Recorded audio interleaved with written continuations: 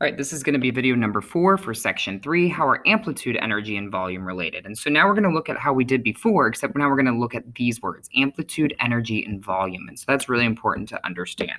So as we look through these, we're going to go back to our drawings. I'm going to draw a few different waves, right? So we want to look at amplitude. And if we remember amplitude as being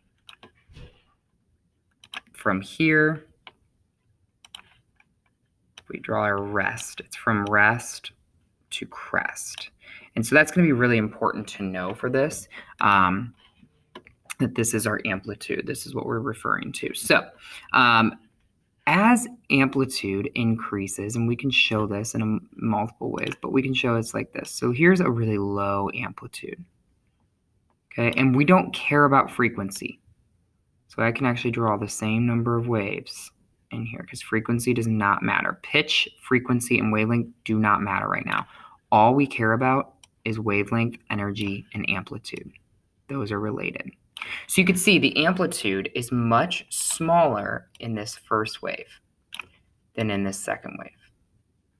When amplitude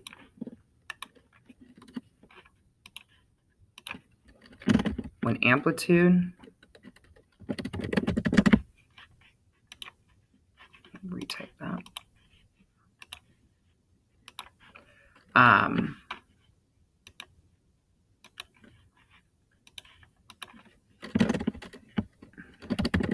As amplitude decreases, gets smaller,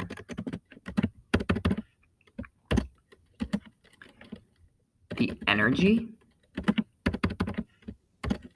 decreases. So it gets smaller as well.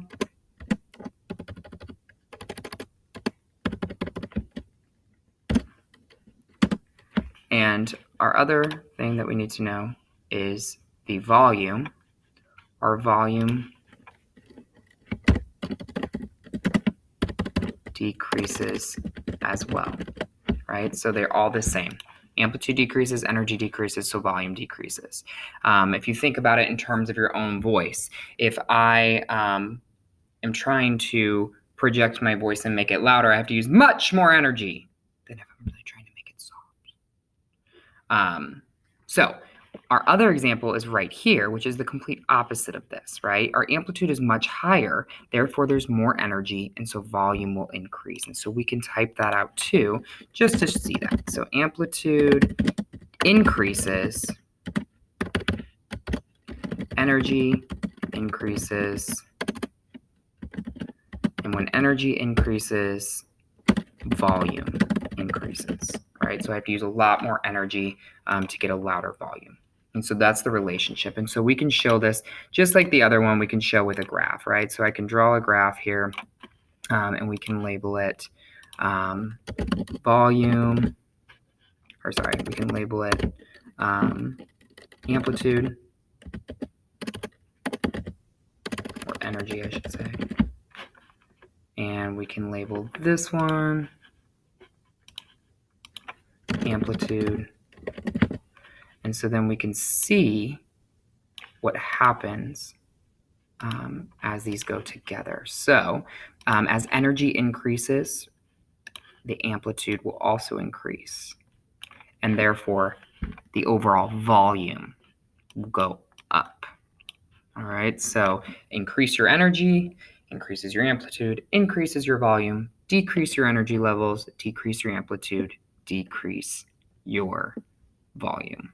And so those are the relationships between amplitude, energy, and volume. Please do not confuse amplitude, energy, and volume with pitch, frequency, and wavelength. They are not related. That's why these are in completely separate sections. They are not related at all. And when we're looking at the waves, we need to make sure that when we are drawing them, that we are not confusing where amplitude and wavelength are, right? So if we have a wave here, we need to know that this is wavelength and that this is amplitude.